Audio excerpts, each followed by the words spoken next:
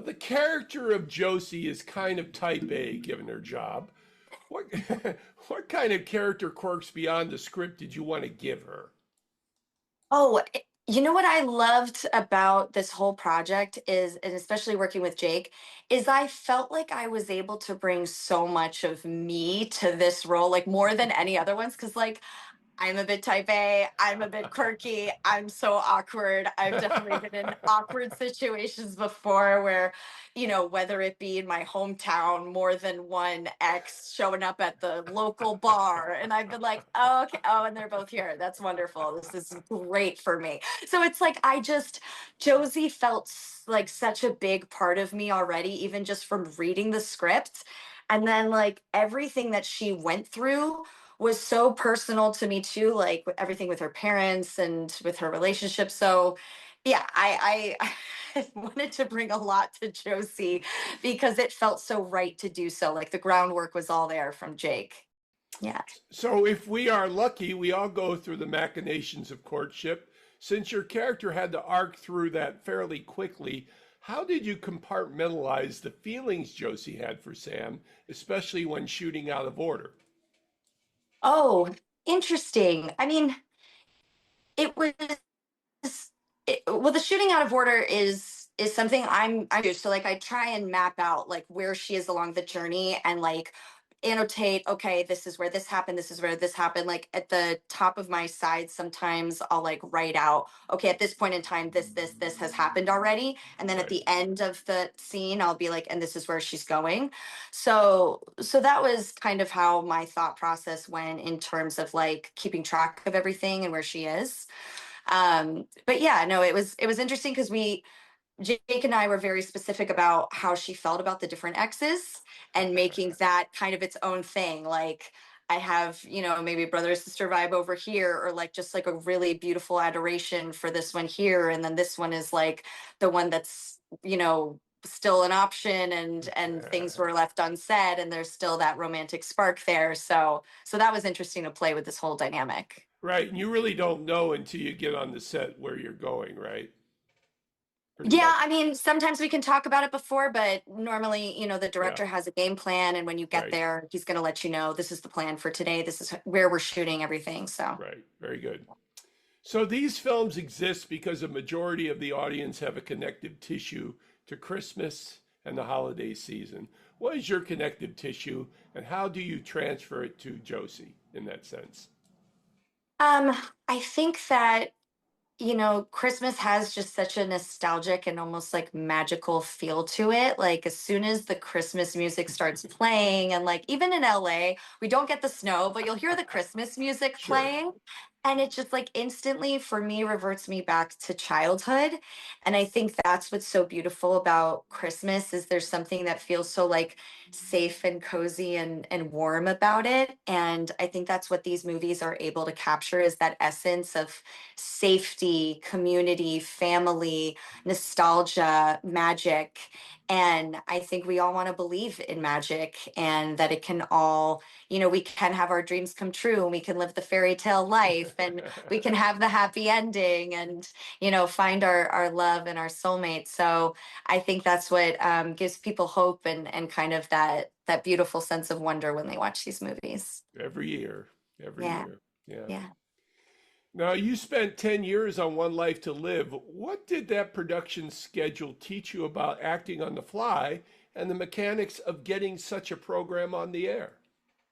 Oh, yeah. I mean, I was very lucky. I only spent 5 years Oh, there, okay, but I sorry. was very no, it's okay. I was very grateful for those 5 years. They changed my life. I have friendships. My best friend on the show is still my best friend to this day. It was a great training ground because it was like my first regular gig right out the gate. I was 16 when I started, Wow. and it was, the amount of pages we have to learn in a day. What a beautiful gift I had to be like, here's 20 pages, here's 30 pages, here's however many pages. I mean, I Right. ended up having even more on the Nickelodeon show I did, so that definitely set me up for that.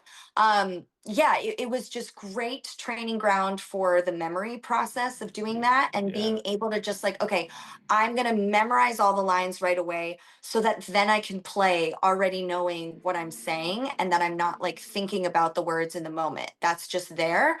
And then it opens up this playground for you to be free and kind of experiment and play with your scene partner and build these relationships. Like I was very lucky that I was there for so long, so I had the time to build long-term relationships on the show. Right. But it also just gave me that practice of like, I love to build chemistry with a co-star, just like right away, let's find a common ground, let's talk before, because that little chemistry that you have with somebody is so important and will show in the scenes.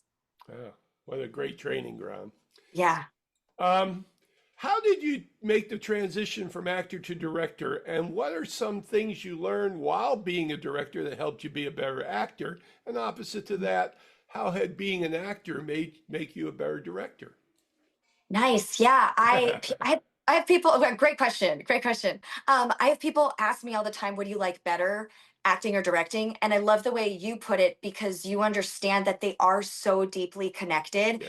And so I had been working with a few companies in this whole lifetime space, and I had noticed a lot of actresses that I had worked with as actresses were now directing. So I just asked the question, how did they, make that transition? And I Yeah. had a line producer who became a good friend of mine, Cami. She was like, well, they just wanted to, and we're looking for female directors and kind of untapping this because, I always grew up thinking mostly male director. I worked with mostly male directors, and this is the importance of representation that I get from a lot of female actresses that go, I love that you're a female director. That makes me inspired to do it. So when I started working with more female directors, I was like, oh yeah, that's right, female directors. And I was lucky to work with some great ones on One Life to Live, but I went through a really big dry spell where I didn't. Uh, And so when I started working with them again, I was like, there's just something about, and I love a lot of male directors I've worked with, but the interesting dynamic about female directors is I feel like they understand, especially ones that have been actresses, they understand where I'm coming from as an right. actor. And that's something that when I'm directing, I literally make sure I tell all my actors, hey, I've been in your shoes a bunch. So if you need something from me, I got you. I'm here. I understand where you're coming from, and I'm here to be on your team. So yeah, to answer the question earlier, I just asked this producer if I could start directing, and I had a meeting with him and we talked about a bunch of stuff, and he was like, yeah, let's have you shadow. And I started watching master classes of the famous directors and learning from them, and just doing my own research. And I felt like it was just such an easy transition because I love actors because I work with them and I am one. And so being able to speak their language felt really like a natural flow. And then I've learned the importance of just trying to be helpful to a director and Hmm. just being on the same team and knowing how much they have to deal with on Sure. their end. Yeah. You want to be able to bring a solution, but also respect that it's their vision at the end of the day. And then when I'm directing, like especially in terms of blocking, when I'm setting up a scene, I like kind of have to act it out the way I would. Okay, if I was this character on this line, I'd want to move here. Or Right. I, as this Right. character, would want to maybe do this or look away or pick something up and start fidgeting with it. Like that's just how I would do it. And then when the actors come, have something to present to them, but then also understand they might have a different impulse or instinct to move somewhere else. And then I really like that collaborative process. Like, okay, I can't have you move here because we're blocked by this window is going to pose problems, but I like that impulse. Why don't we just move you here? You can make that still move. So it's like, I just love the synchronicity of the actor director relationship. And I feel lucky to know both sides of it so intimately now. Knowing what you know now about show business, and since you started so young, what advice would you give that younger self if you were to encounter her early in your career? Um, I would say don't underestimate anyone. Ah, Um, I think that it's so important to understand and also to try really hard that to regulate your emotions. And it's something I sometimes have to deal with too, like set can be really frustrating and hard and difficult sometimes, and you might not always agree with someone.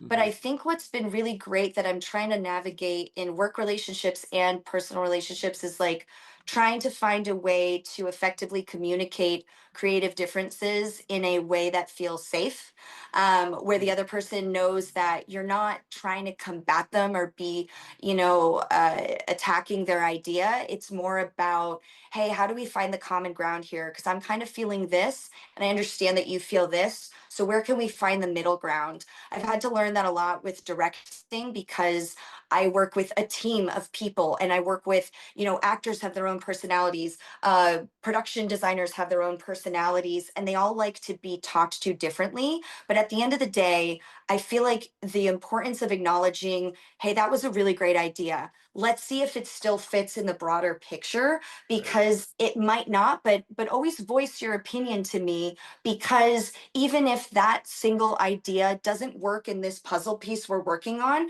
it might help me think of something else that might work and satisfy everyone. So I always try, when I'm directing at least, to let everybody know your ideas are welcome, but just also understand that I am in charge of making sure this all flows. So if I don't go with your idea, it's not that it's bad, it's that I just want to make sure it all works together. So respect is a really big thing, respecting everyone as much as you can, and just like making sure you keep the positive people on your team. I like to like collect, I was like, the Avengers unite, like talented but positive attitude. Like this Right. town is full of talent, but if you have a crappy attitude, I don't care how talented you are. Right. It Right. makes the whole process not as fun, and I love to have fun with what I do. Since you've been on set for, by my count, 7 Christmas romance movies, maybe more, what advice would you give for keeping the genre fresh and keeping the characters unique? Oh, very interesting. Yeah, I think it's like finding the one maybe piece of history of that character that feels a little different. I think it's important to bring you so much to a character. And sometimes I feel like certain characters of mine feel like they're in a different timeline, or they are a part of me in a different part of my timeline. Like the character I'm playing now on this TV show, I feel like she's me before I went through certain things in my life. So it's almost like I transport to like that headspace. Sure. So that can be one way of doing it.